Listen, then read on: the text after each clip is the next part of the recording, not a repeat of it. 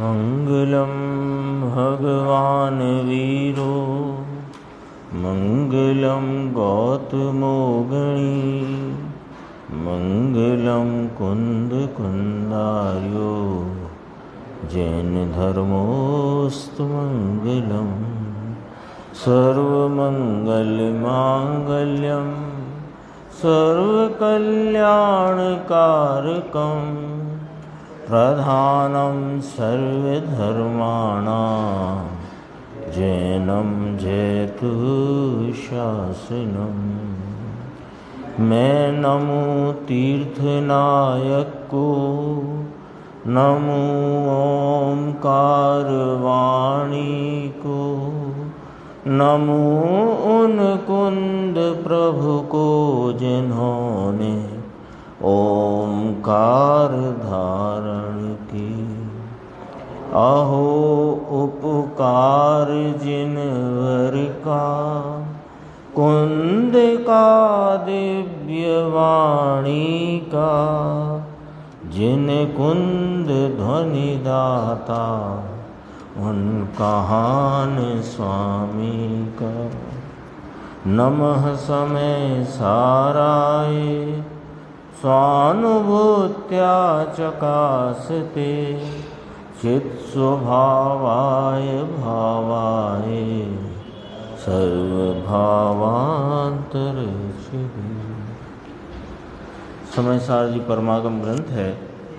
इसके परिशिष्ट में जो साध्य साधक अधिकार, उसका 266 कलश कल प्रारंभ किया था गुरुदेव श्री ने, और आज उसकी व्याख्या प्रारंभ हुई।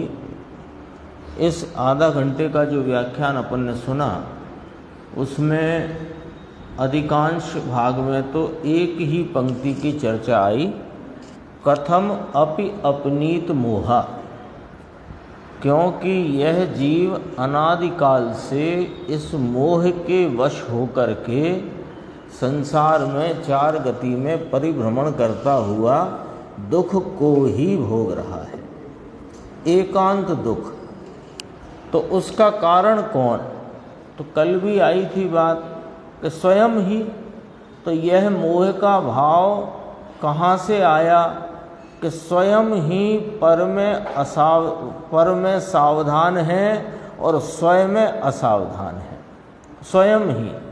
तो कोई मोहिनी कर्म से मोह की उत्पत्ति हुई है जीव की परिणति में, ऐसा नहीं है।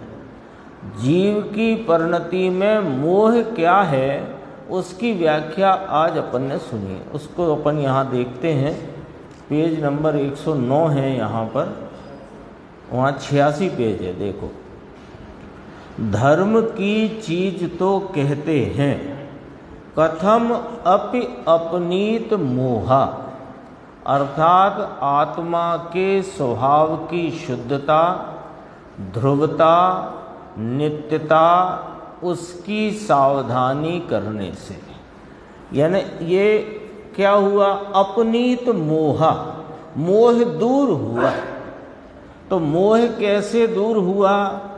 कि आत्मा के स्वभाव की शुद्धता, ध्रुवता, नित्यता, उसकी सावधानी करने से।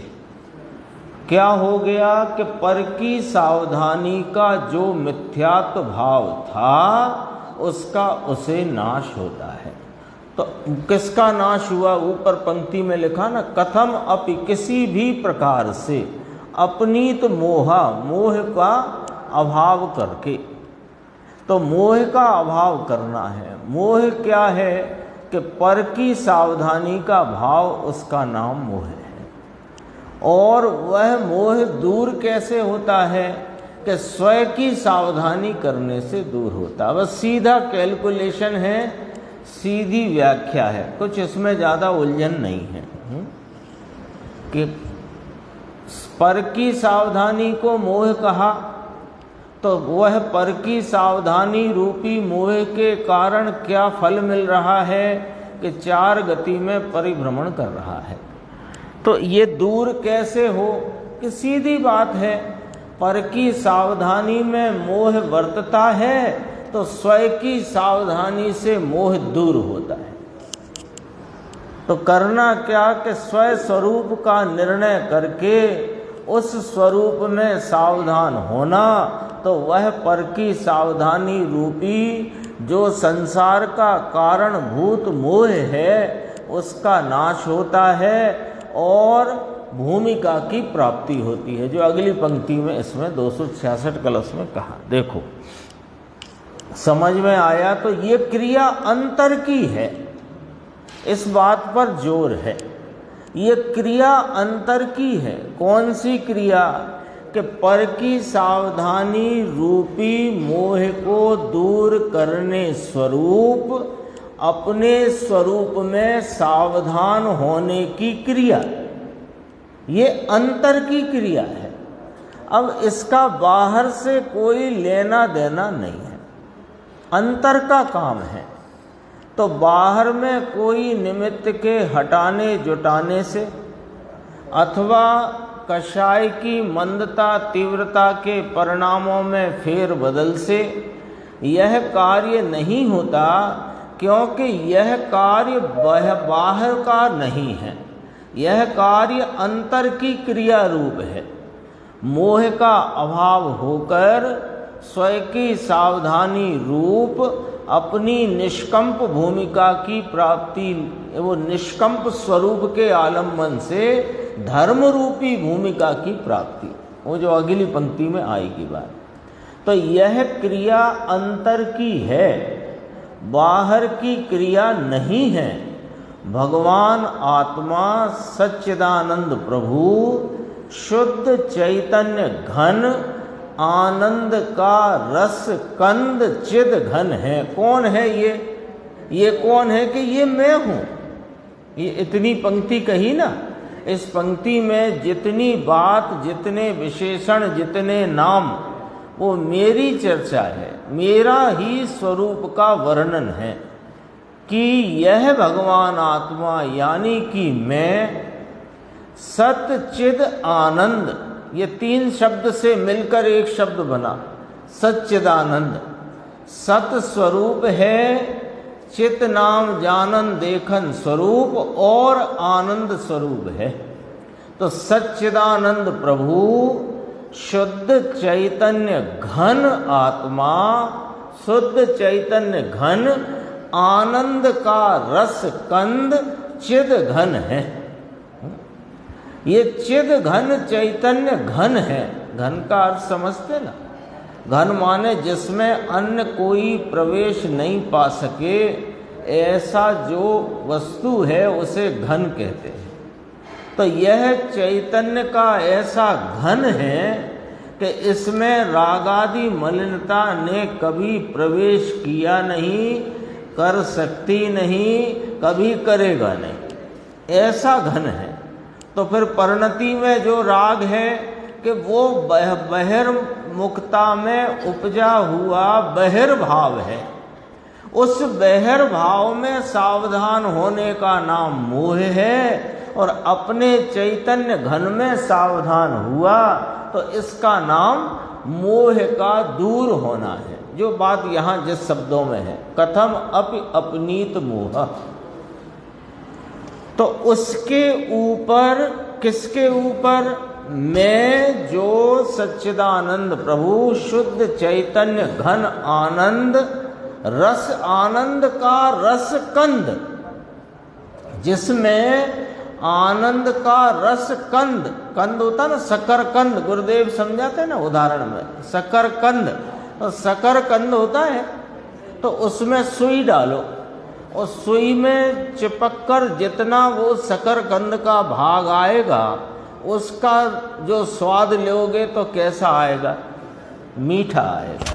ऐसे यह अपना स्वरूप आनंद का रस कंद है। इस स्वरूप का जो परिणति एक समय की उसका आलम्बन लेगी, वहाँ क्या आएगा? कि आनंद आएगा, क्योंकि ये आनंद का रस कंद है। तो उसके ऊपर सावधानी की दृष्टि पड़ने से, अभी तक कहाँ सावधान था? कि बहिर्भावों में। वे बहिर्भाव कहाँ से आए?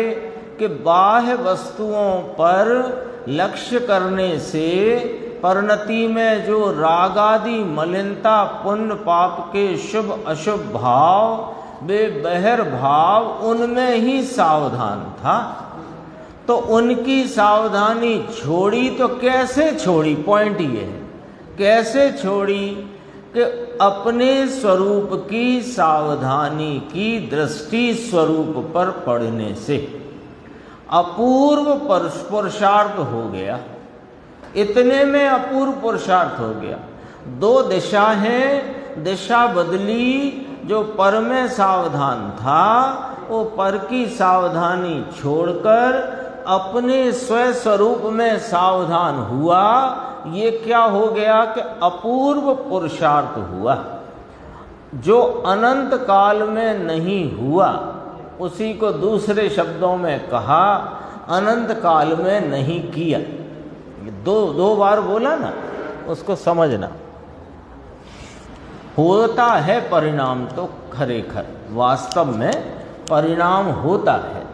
तो होता है तो गुरुदेव ने कहा अनंत काल में जो नहीं हुआ था वो हुआ।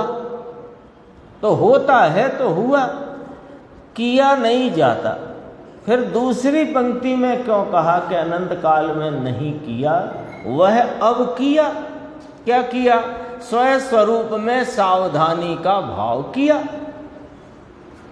तो पहले कहा कि नहीं हुआ, फिर कहा कि अनंत काल में नहीं किया। तो नहीं किया कहकर के उपदेश रूप वाक्य है कि करो। उपदेश रूप प्रेरणा है कि तुम अनादि से पर में सावधानी रूपता के मोह में पड़े हुए अनंत काल से संसार में धक्के खा रहे हो। तो उस पर की सावधानी के भाव को छोड़ दो। तुम प्रभु कैसे छोड़ दें? आप बताओ कैसे छोड़ दें? कि अपने स्वरूप में सावधान हो जाओ तो वह छूट जाएगा। तो स्वरूप में सावधान हो ऐसा यहाँ पर उपदेश कहा।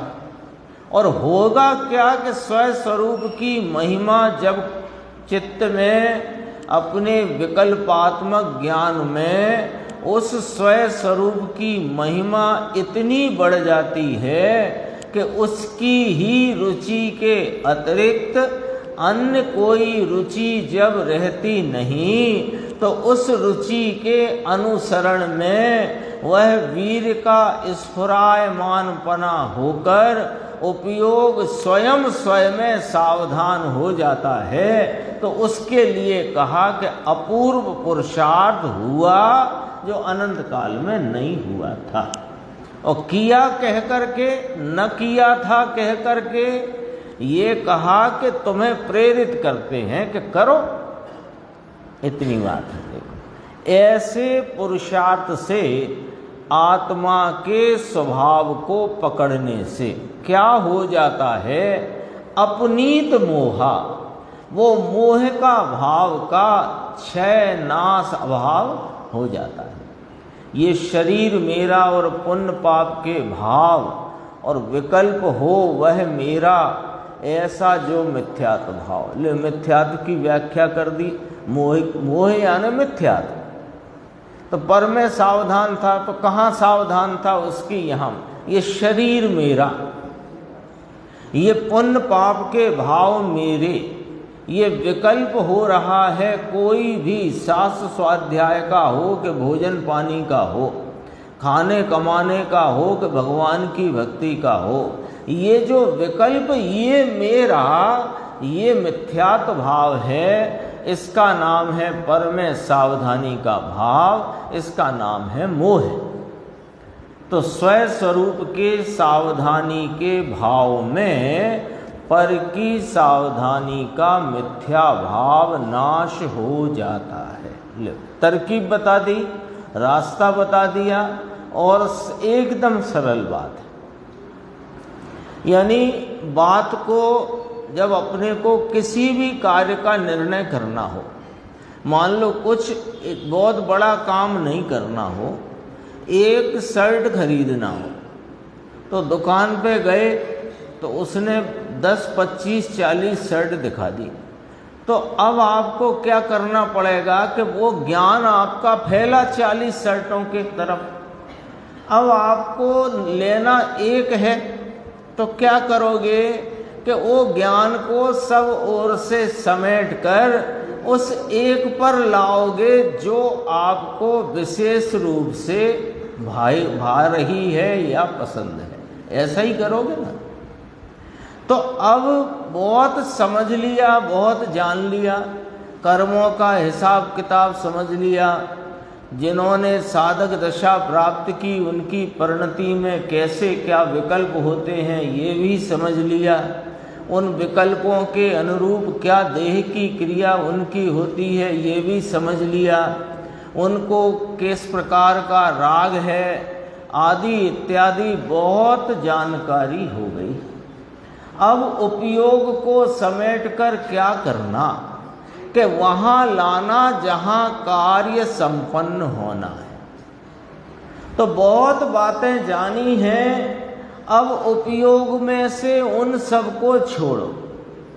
अब उपयोग केंद्रित करके यहाँ पर लाओ कि अनादि से भूल क्या है और भूल मिटे कैसे, और उसका एकदम संक्षिप्तीकरण, एकदम सटीक भाव आचार्य भगवान ने 266 कलश में कहा, जिसका गुरुदेव श्री ने बहुत सुंदर स्पष्टीकरण अपने सामने रखा। क्या कहा कि तू अनादिकाल से 4 गति में दुख में ही पड़ा हुआ है, तो उसका कारण तेरी परिणति में वर्तता मोह का भाव है। तो जिस भाव के कारण तकलीफ है संसार परिभ्रमण की, उस भाव को दूर करना है। तो साहेब अब ये और बता दो कि वो भाव जो पर में सावधानी रूपी मोह का भाव, यानी राग में सावधान होने रूपी जो मोह का भाव, उससे हम कैसे छूटें या उसका नाश कैसे हो। तो कहा स्वयं में सावधान होने से। एकदम बात सारी चारों तरफ से हटा करके एकदम संक्षिप्त संक्षिप्त अति संक्षिप्त आपके सामने हिसाब किताब आ गया।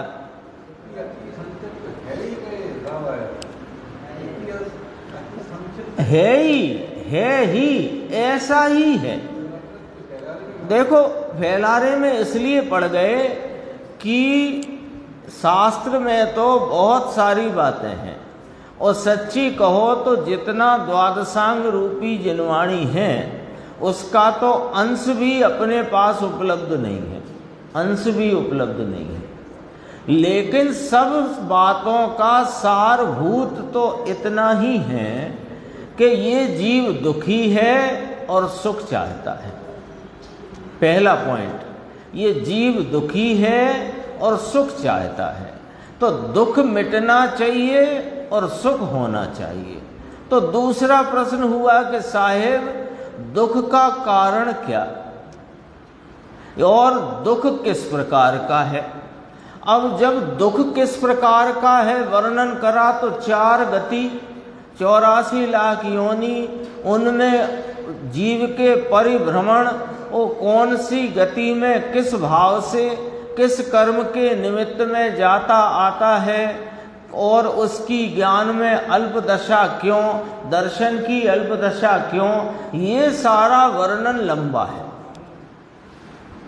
और जब साधक भाव प्राप्त किया तो चौथे गुण स्थान से प्रारंभ होने वाले साधक भाव में वह गुण स्थान आरोहण करता हुआ जब साधक भाव में बढ़ता हुआ पूर्णता को प्राप्त होता है, तो उसका वर्णन किया। तो वहाँ किस प्रकार की वीतरागता बढ़ती है, कौन सा राग रह जाता है, और घटता हुआ राग का क्या क्रम है, उसका भी विस्तार बहुत लंबा।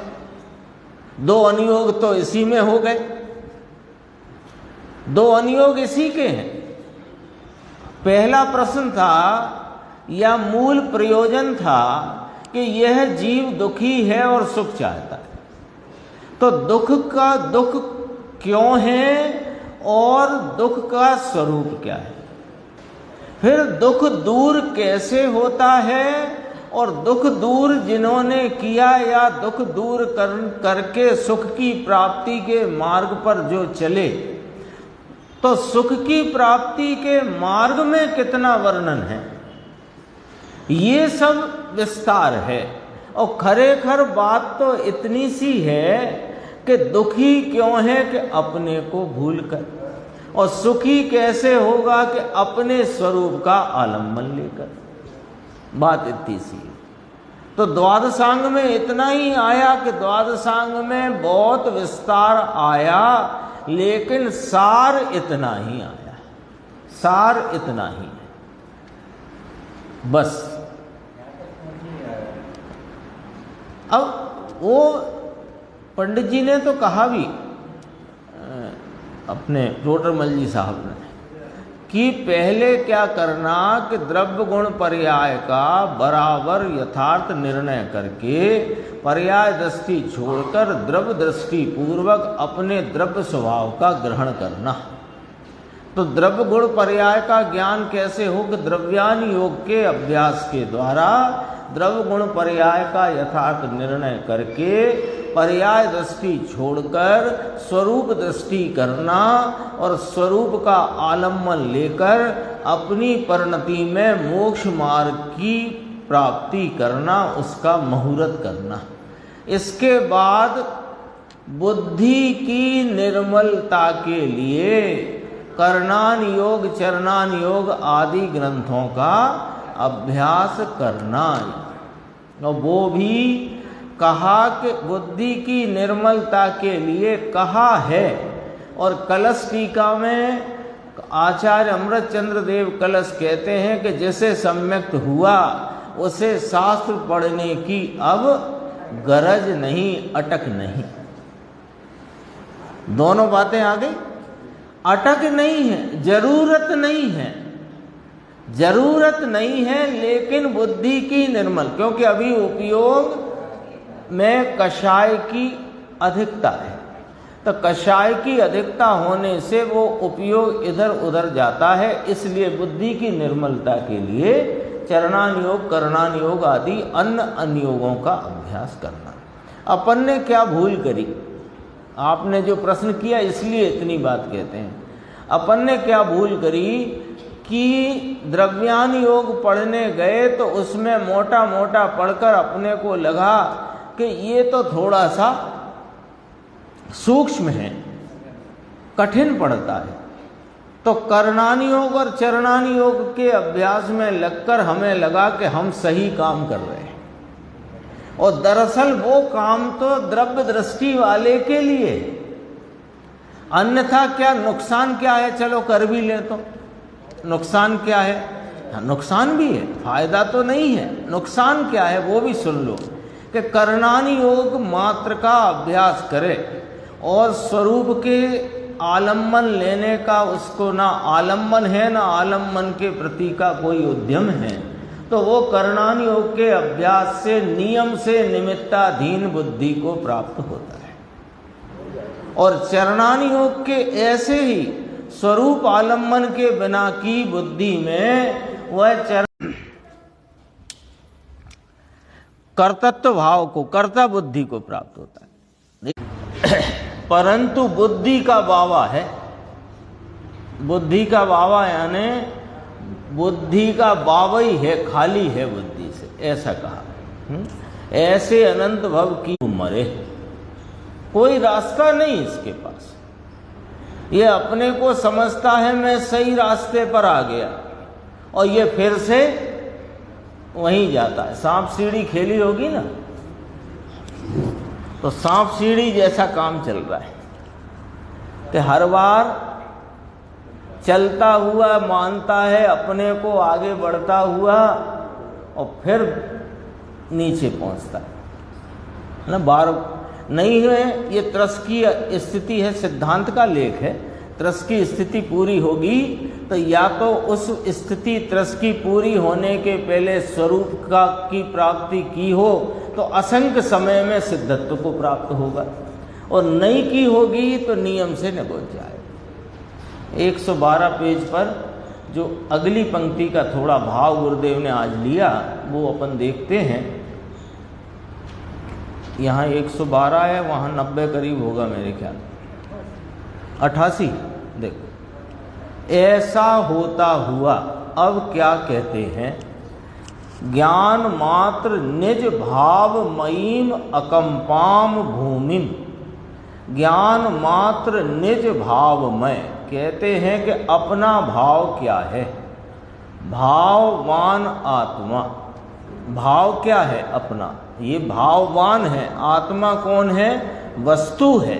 इस वस्तु में अनंते गुण भाव बसे हुए हैं। इस किसमें, वस्तु में। तो वस्तु में बसे हैं तो ये भाववान है और अनंते भाव इसमें रहे हैं। जैसे उदाहरण दिया, शक्कर भाववान और मिठास, मिठास सफेदी उसका भाव। इसी प्रकार आत्मा भाववान।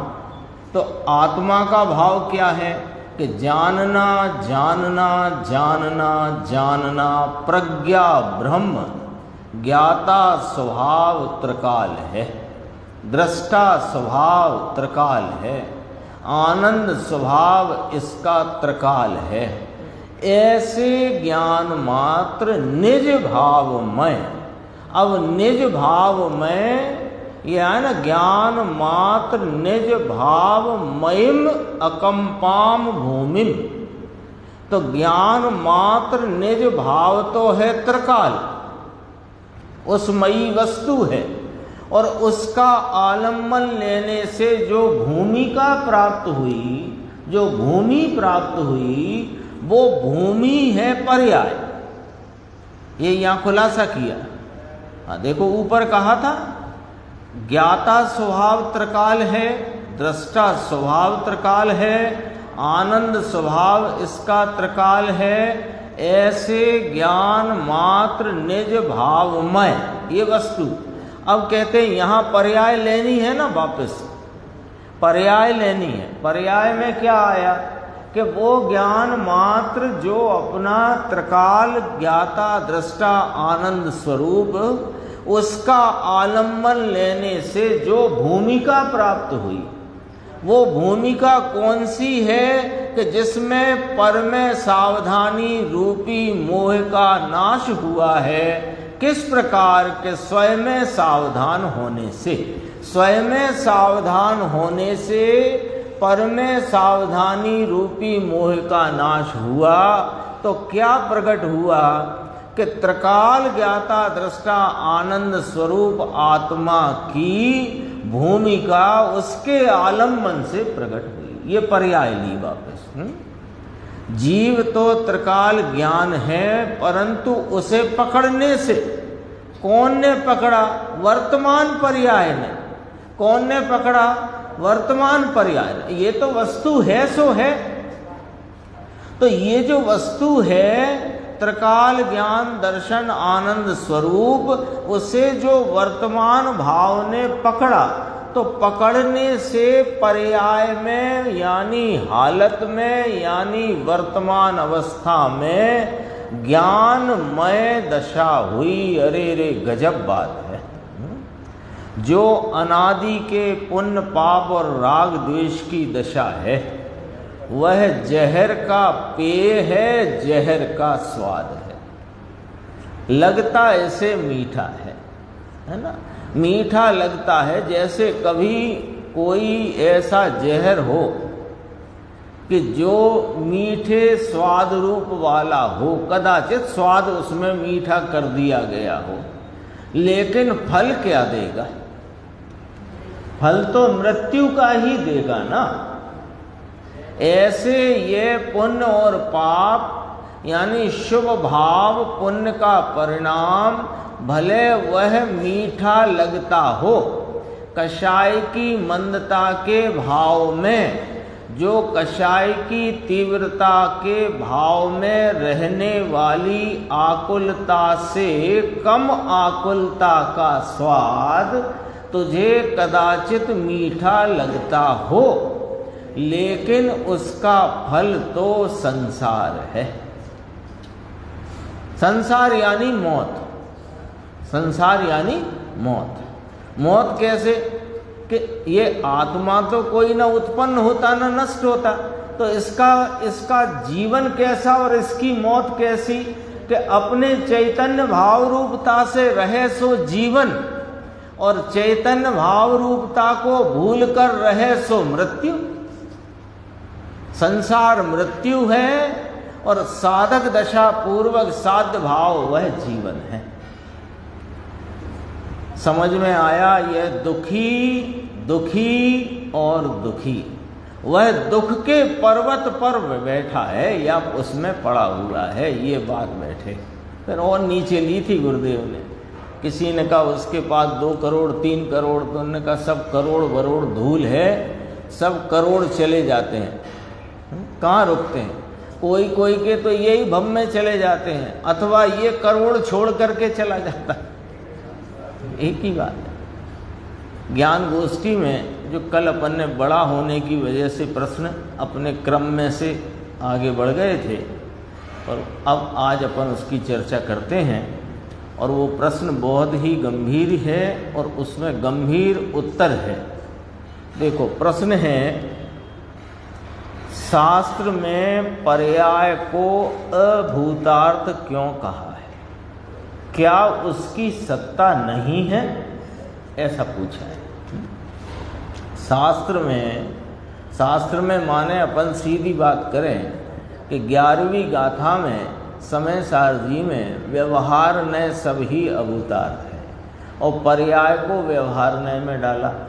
पर्याय किस नय का विषय है? व्यवहार नय का। तो व्यवहार ने सभी अभूतार्थ है का अर्थ हुआ कि पर्याय अभूतार्थ है। अ माने नहीं, भूतार्थ माने हो, भूत माने होना, अर्थ माने उसकी वस्तु सत्य, अभूतार्थ तो असत्यार्थ भी कहा। तो प्रश्न है कि शास्त्र में यानी समय सारजी की गाथा 11 में ऐसे पढ़ लो उसे, पर्याय को अभूतार्थ क्यों कहा? क्या उसकी सत्ता नहीं है? क्या पर्याय है ही नहीं है जो आपने उसको अभूतार्थ कहा? तो एक जवाब तो इसका यहाँ गुरुदेव ने दिया, और उसके साथ यह इस बात का भी जवाब दिया कि समय सार में ही इस जीव को निराश्रवी कहा, अथवा इसको दुख नहीं है ऐसा कहा।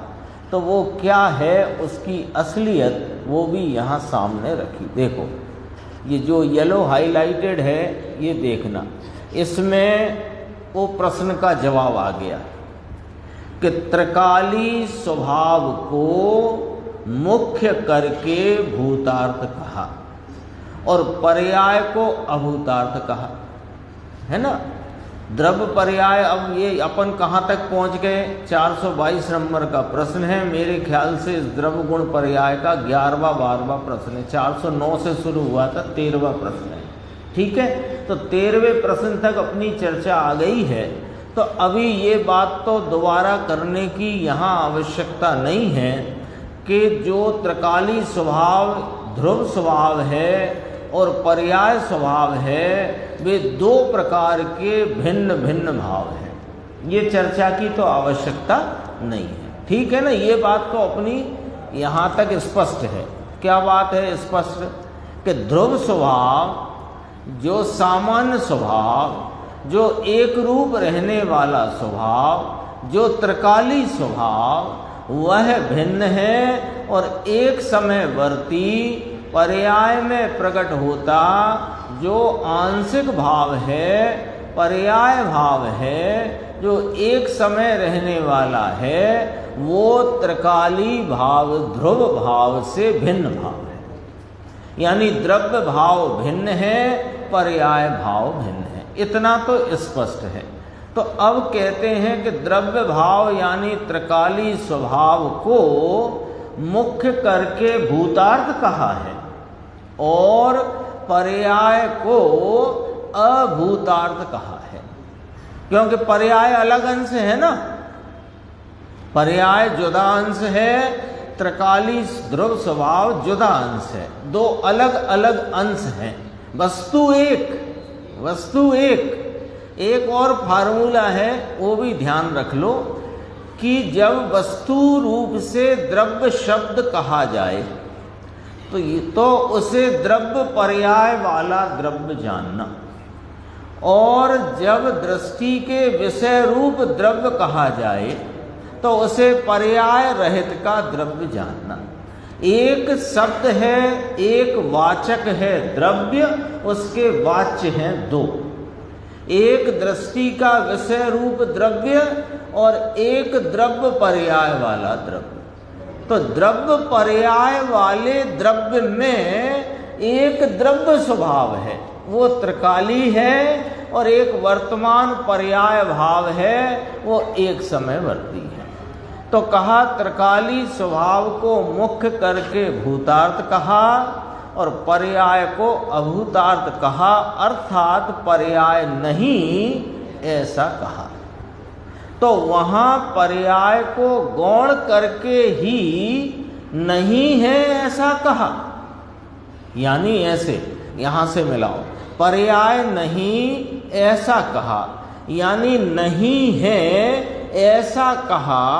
ये कथन पर्याय को गौण करके ही कहा है, पर्याय सर्वथा है ही नहीं ऐसा मत समझना।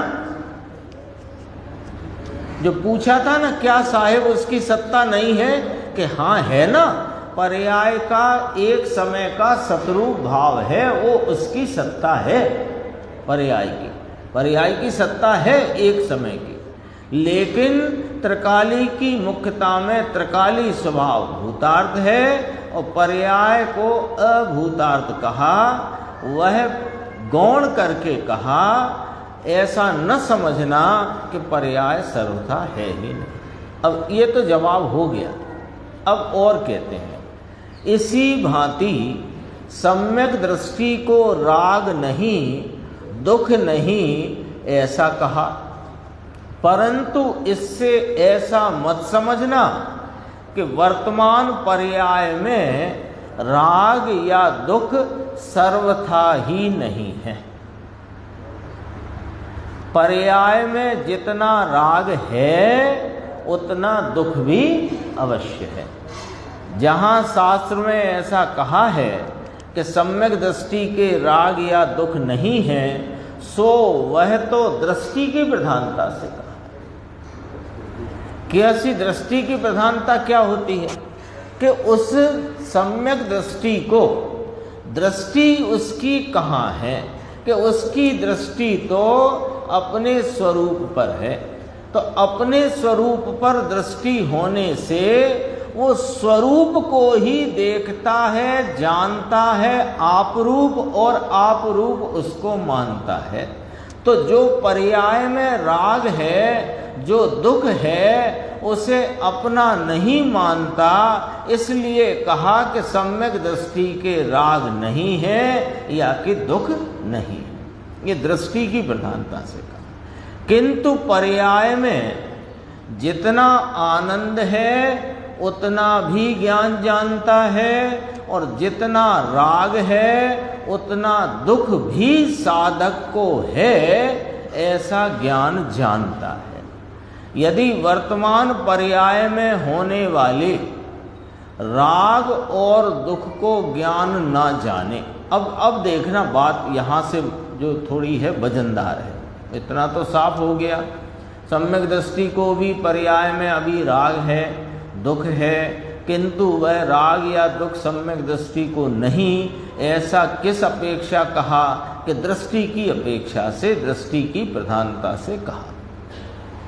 तो उसकी असल स्थिति क्या है सम्यक दृष्टि की? तो कहते हैं कि पर्याय में जितना आनंद है उतना भी ज्ञान जानता है, और जितना राग है उतना दुख भी साधक को, सम्यक दृष्टि को है ऐसा ज्ञान जानता है। तो सम्यक दृष्टि को दुख भी है उसे भी जानता है, आनंद भी है उसे भी जानता है। अब यहाँ से जरा बात में वजन आता है, वो समझने की बात है। ये तो स्थिति बता दी, सम्यक दृष्टि को एकांत दुख है कि ना, उसे आनंद की धारा बह रही है कि हाँ बह रही है, तो आनंद की धारा पूरी है कि ना, अभी उसके राग धारा या उसके दुख और मलिनता भी वर्तती है, और दोनों का ज्ञान उसको यथावत जानने में या वर्तता है। अब यहाँ से देखो कि यदि वर्तमान पर्याय में साधक की बात चलती है, यदि वर्तमान पर्याय में होने वाले राग और दुख को ज्ञान ना जाने, तब तो धारणा ज्ञान में भी भूल है।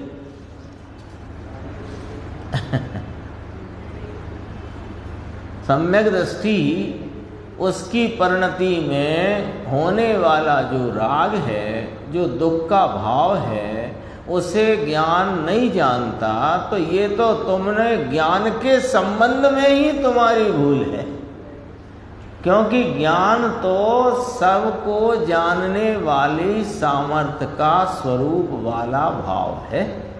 तो ये तो तुम्हारी धारणा ज्ञान में ही भूल है।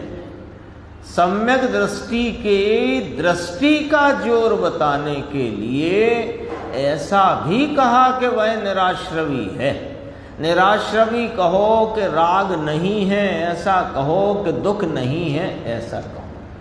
किंतु यदि आश्रव सर्वथा ना हो, आश्रव नाम पुण्य पाप का भाव, राग रूप भाव, दुख रूप भाव, यदि सर्वथा ना हो तब तो मुक्ति हो जानी चाहिए। यदि साधक के पुण्य पाप का राग रूप दुख रूप भाव न हो सर्वथा ही, तो फिर तो मुक्ति हो जानी चाहिए, तो साधक दशा ही सिद्ध नहीं होती। तो साधक दशा में राग भाव है, पुण्य पाप का भाव है, पुण्य पाप के भाव को समझना भूमिका प्रमाण में है ना। ऐसा नहीं सर्व साधकों को पाप है, ऐसा नहीं, और सर्व साधकों को पाप है ही नहीं, ऐसा भी नहीं, क्योंकि साधक दशा चौथे गुण स्थान से प्रारंभ होती है और राग की अवस्था बुद्धि पूर्वक तक का चौथे पांचवें छठवें में कहा गया है, होता है, और वह ज्ञानी उसको अपने ज्ञान में जानता है। अब देखो गुरुदेव ने एक बात और यहाँ आगम के आधार से अपने सामने रखी कि कर्ता कर्म अधिकार में ऐसा कहा कि सम्यक दृष्टि के जो राग होता है उसका कर्ता पुद्गल कर्म है, आत्मा उसका कर्ता नहीं है। और प्रवचन सार में ऐसा कहा कि ज्ञानी के जो राग होता है उसका कर्ता आत्मा है, राग का अधिष्ठाता आत्मा है। ये अधिष्ठाता शब्द कहाँ लिया? परिशिष्ट में, प्रवचन सार के परिशिष्ट में। अनंत धर्मों का अधिष्ठाता स्वामी एक, तो उन अनंत धर्मों में जो 47 नय की चर्चा करी वहाँ राग का कर्ता आत्मा है। ये बात उस 47 नय के प्रकरण में भी कही गई। और 189 है कि 179 है, ध्यान से 189 गाथा है, उसमें भी कहा शुद्ध नय के निरूपण स्वरूप कथनी के कथन में राग परिणाम आत्मा का ही कर्म है।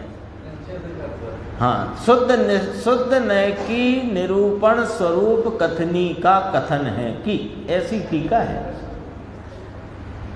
तो देखो कहा कि प्रवचन सार में कहा ज्ञानी के जो राग होता है उसका कर्ता आत्मा है, राग का अधिष्ठाता आत्मा है। फिर भी एकांत माने कि ज्ञानी राग का दुख का कर्ता भोक्ता नहीं है, तो वह जीव नए विवक्षा को नहीं समझने के कारण मिथ्या दृष्टि है। ऐसे एक प्रसंग बना भी था गुरुदेव के जीवन काल में। एक स्वाध्यायी थे, अभ्यासी थे, उनको ऐसी जच गई तो वो कहते थे कि नाना सम्यक दृष्टि को काय का दुख, उसको कैसा उसको जब राग ही नहीं तो दुख कैसा। तो गुरुदेव उन्हें याद भी कर लेते थे जब ऐसा प्रसंग आता था। देखो अब नीचे की बात समझना।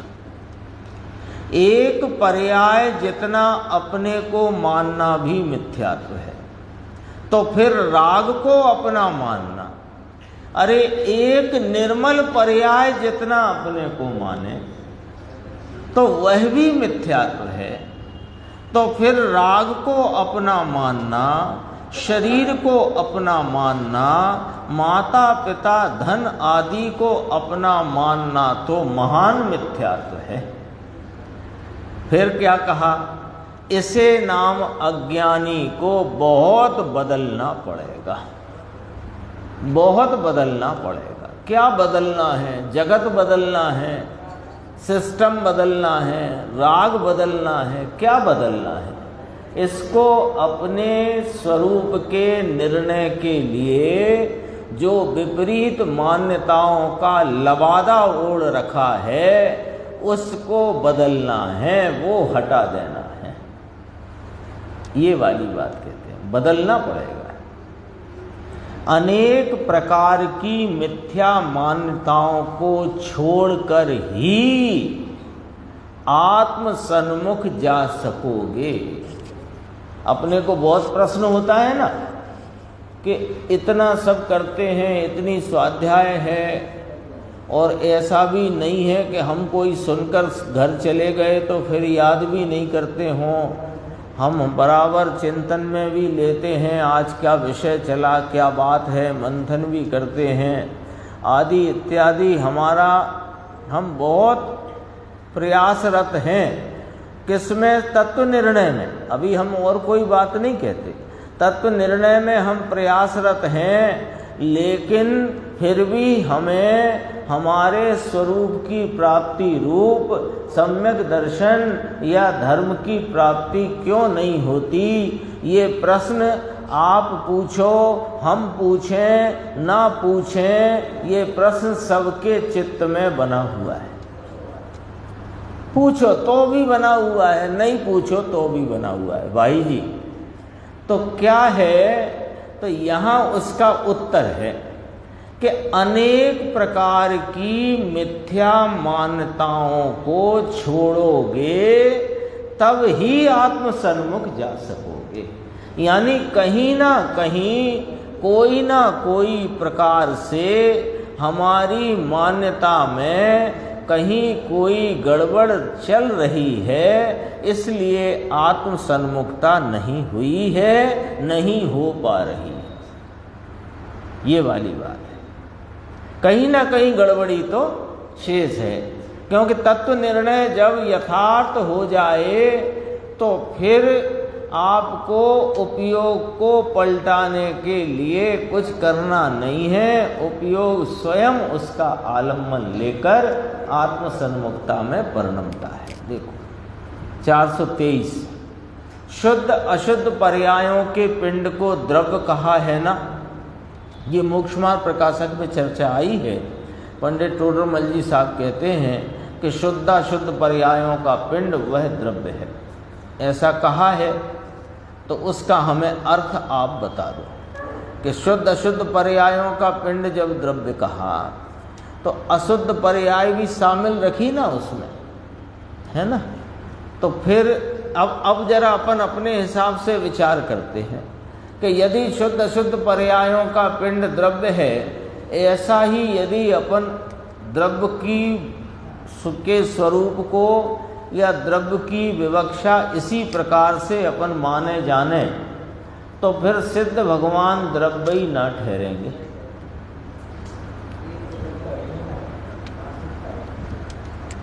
ठीक है ना, सिद्ध भगवान द्रव्य ही नहीं ठहरेंगे, क्योंकि अशुद्ध पर्याय है ही नहीं वहां। भूत निगमने की जरूरत क्या है? वर्तमान में तो सिद्ध हैं, तो सिद्ध द्रव्य है ना। देखो ये बात पंडित टोडरमल जी साहब ने क्यों मोक्षमार्ग प्रकाशक में कही कि वह तो निश्चयाभासी जीव जो पर्याय को सर्वथा मानता ही नहीं है, उस अपेक्षा से उसे समझाने के लिए शुद्ध अशुद्ध पर्यायों का पिंड सो द्रव्य है ऐसा कहा है। अभी देखना अंकुर भाई, अभी अपन पढ़ के क्या आए थे यहाँ कि पूछा था कि शास्त्र में पर्याय को अभूतार्थ कहा माने पर्याय नहीं है ऐसा कहा, तो क्या पर्याय की सत्ता नहीं है ऐसा पूछा था। तो इसमें अपने सामने स्पष्टीकरण आया था कि पर्याय को गौण करके नहीं कहा गया है, सर्वथा ऐसा न समझना कि यानी ऐसा न समझना कि पर्याय सर्वथा है नहीं, ये बात आई थी ना। अब यहाँ फिर वह बात आई कि निश्चयाभासी जीव पर्याय को सर्वथा मानता ही नहीं है। जब उसने ये पढ़ा किसी ने कि पर्याय तो अभूतार्थ है और पर्याय दृष्टि छुड़ाई है, तो पर्याय दृष्टि छुड़ाई है तो उसकी ये समझ में नहीं आई कि पर्याय है तब तो छुड़ाई है दृष्टि। पर्याय है, यदि होती नहीं पर्याय तो वहां से दृष्टि छुड़ाई, यानी तेरी दृष्टि है और पर्याय है। दृष्टि तेरी है और उसका विषय जो बन रही है वो पर्याय भी है, ये बात तो वही स्पष्ट है। लेकिन वो पर्याय कहाँ अभूतार्थ कही कि त्रिकाली स्वभाव की मुख्यता में ये स्वभाव जो दृष्टि का विषय बनना चाहिए कि जिससे तेरी परिणति में सुख आनंद की प्राप्ति होए, तो उसमें पर्याय नहीं, ये समझाया था। तो इसने वहां से पकड़ा निश्चयाभासी जीव ने कि पर्याय होती ही नहीं। कभी ऐसा भी कहने में आया, अरे मैं तो भगवान हूं, अब हूं को होना क्या। ऐसा भी कहने में आया, हूं का होना क्या। तो इसे लगा कि मैं तो भगवान अभी ही हूं, मैं तो वर्तमान में ही भगवान हूं, मैं तो वर्तमान में ही सिद्ध समान हूं। तो सिद्ध समान तुम वर्तमान अवस्था से न देखो अपने को, सिद्ध समान तुम स्वरूप अपेक्षा अभी हो, लेकिन वर्तमान पर्याय अपेक्षा संसारी हो, दुखी हो, और यदि स्वरूप का भान नहीं है तो अज्ञानी हो।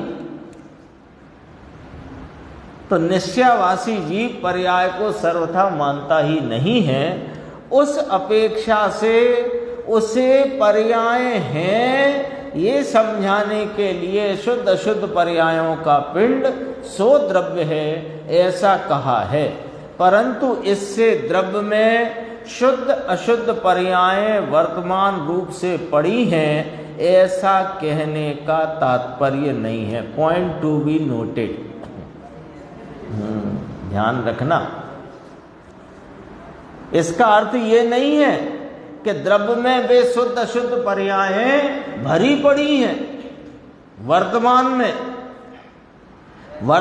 में वे पर्याय रूप से भरी पड़ी हैं ऐसा नहीं मान लेना। जो शुद्ध अशुद्ध पर्यायों का पिंड कहा, कोई स्थान पर 3 काल की पर्यायों को पी के बैठा है या 3 काल की पर्यायों का पिंड ये द्रव्य है, वो तो उसके परिणमन की शक्ति योग्यता का भान कराया है। कोई पर्याय पी के द्रव्य बैठता नहीं है, क्योंकि पर्याय किसे कहते हैं, भूलना नहीं, व्यक्त अवस्था को पर्याय कहते हैं। भूलना नहीं, ये परिभाषा पर्याय की भूलना नहीं। पर्याय किसे कहते हैं कि एक समय की वर्तमान व्यक्तता का नाम पर्याय है। देखो, ऐसा कहने का तात्पर्य नहीं है कि वे शुद्ध अशुद्ध पर्याय सब वर्तमान में ही भरी पड़ी हैं, ऐसा नहीं। द्रव्य तो शक्ति रूप से अकेला पारणामिक भाव रूप ही है। वे 4 भाव वे पर्याय भाव हैं। ये तो शुद्ध पारणामिक भाव स्वरूप से ही अनादि अनंत त्रिकाल सदा निरपेक्ष रूप रहा हुआ है। और पर्याय कौन है कि उसकी वर्तमान व्यक्तता, वो पर्याय है। वर्तमान व्यक्तता वो पर्याय है। जो पर्याय को सर्वथा नहीं मानता उससे कहते हैं कि भविष्य की पर्यायें द्रव्य में शक्ति रूप हैं और भूत की पर्यायें योग्यता रूप हैं। पर्यायें सर्वथा हैं ही नहीं, ऐसा नहीं है। इतना जानने के लिए यह बात कही गई है कि शुद्ध शुद्ध पर्यायों का पिंड वह द्रव्य है। शेष चर्चा आगे की स्पर्धा।